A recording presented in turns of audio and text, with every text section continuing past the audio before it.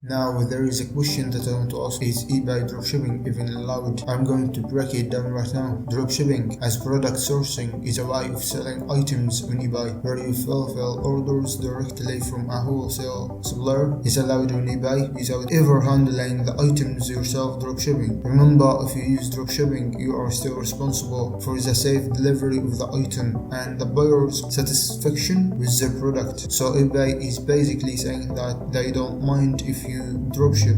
But there is an important part that everyone needs to know. If they want to dropship on eBay and then purchasing the item from marketplace that ships directly to your customers or from another retailer is not allowed on eBay, and if you don't follow eBay's policy could result in a range of actions including cancelling or ending or selling restrictions, and most importantly account suspension or demoting all listings from search results, decreased seller rating buying. And you ask me now, why did my account get closed down? This is because when you drop from other places or any other website, Amazon, AliExpress for example, this is probably the reason why eBay don't like it. So there is a number of disadvantages to this as well. If you don't basically hold the stock yourself, one of the disadvantages is that before you send the item to the customer, you are not able to ship the item, and if you leave it to your supplier to package up the item and ship it to your customer, they may not do it in the way that you want them to. They may not pack it right. If you are not basically able to ship the item yourself, and when the customer receives the item, you don't really have full control over